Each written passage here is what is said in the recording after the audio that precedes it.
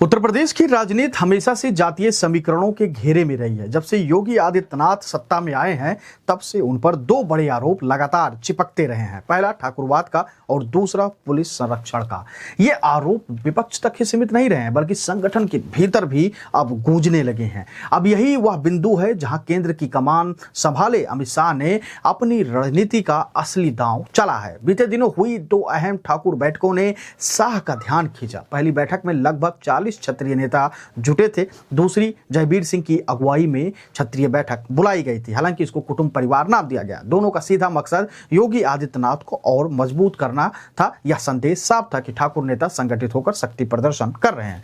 हालांकि इन बैठकों में शामिल हुए नेताओं ने कहा कि यह बैठक हमारे आपसी भाईचारे के लिए था, लेकिन फिर भी इन बैठकों की रिपोर्ट सीधे दिल्ली पहुंची और शाह ने इसे सिर्फ एक सामाजिक जमावड़ा नहीं बल्कि राजनीतिक सिग्नल माना। अब इस सिग्नल पर शाह ने जो वार किया है वह सीधा राजा भैया पर जाकर ठहरा है। रघुराज प्रताप सिंह, जिन्हें यूपी की राजनीति में बाहुबली ठाकुर चेहरे के रूप में देखा जाता है, उनके खिलाफ अब विदेशी हथियार रखने की जांच बैठा दी गई है। दिलचस्प यह है कि यह चिंगारी उनकी ही पत्नी भानवी सिंह की चिट्ठी से निकली है। भानवी ने प्रधानमंत्री नरेंद्र मोदी को पत्र लिखा था, यानी पीएमओ को, और पीएम ने इसे शाह को ट्रांसफर किया। शाह ने तुरंत जांच के आदेश दिए और सीधे योगी आदित्यनाथ के सीएम कार्यालय से कार्रवाई शुरू करवा दी गई। यानी एक तीर एक साथ कई निशाने इस तीर से साधा गया। पहला, राजा भैया पर शिकंजा, बाहुबली ठाकुर नेता कमजोर होंगे। दूसरी बात, योगी को बैकफुट पर धकेलना, क्योंकि जांच उनके ही प्रशासन से होगी, लिहाजा उनके ठाकुर समीकरणों में दरार पड़ना तय है। तीसरी, ठाकुर नेताओं को संदेश कि अब केंद्र ही असली निर्णायक है, ना कि किसी जातीय गोलबंदी या कोई पहला मामला नहीं है। शाह की रणनीति देखें तो साफ है कि वह एक एक कर ठाकुर बाहुबलियों को किनारे कर रहे हैं। खासकर उत्तर प्रदेश में धनंजय सिंह पर चुनाव लड़ने का कहा जाता है कि दबाव बनवाया गया। 2024 के लोकसभा चुनाव में बृजभूषण शरण सिंह को टिकट से वंचित कर दिया गया और अब राजा भैया की घेराबंदी या सब मिलकर यह बताती है कि ठाकुर राजनीति की ढाल को धीरे धीरे चकनाचूर किया जा रहा है। सबसे बड़ा सवाल यही है कि क्या यह दांव योगी आदित्यनाथ तक पहुंचेगा या नहीं। अभी तक योगी को ठाकुर समुदाय का सबसे बड़ा चेहरा माना जाता है, लेकिन अगर उनके करीबी और जातीय आधार को एक एक करके कमजोर किया जाता है तो योगी का किला भी दरकने लगेगा।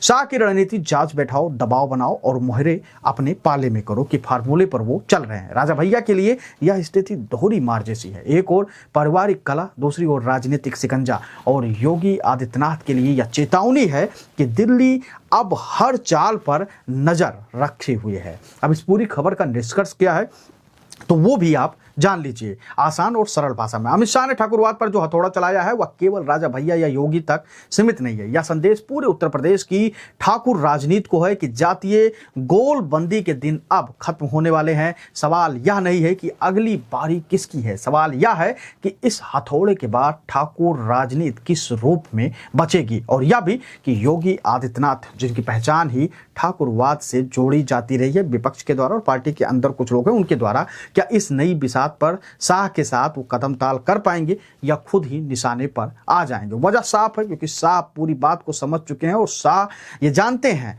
कि अगर उनको प्रधानमंत्री यानी पीएम पद की दावेदारी करनी है तो ऐसी गुट को तोड़ना होगा, ऐसे वर्चस्व को खत्म करना होगा, तभी वो उस रास्ते पर पहुंच सकते हैं। क्योंकि उन्होंने देखा कि योगी आदित्यनाथ की लगातार लोकप्रियता बढ़ रही है, एक हिंदू ब्रांड वो बन गए हैं। अलग अलग स्टेटों में उनकी जनाधार है, चाहे वो बिहार चुनाव हो या महाराष्ट्र हो, दिल्ली हो, गुजरात, यानी किसी भी प्रदेश में अगर चुनाव होता है तो योगी आदित्यनाथ वहां जाते हैं। तो सबसे बड़ी बात अमित शाह ने समझा, सोचा और अब अपनी रणनीति को इस्तेमाल करना अंदर ही अंदर शुरू कर दिया है। जरूरी नहीं जो चीजें हमको आपको दिखती हूं वो वही सही हूं।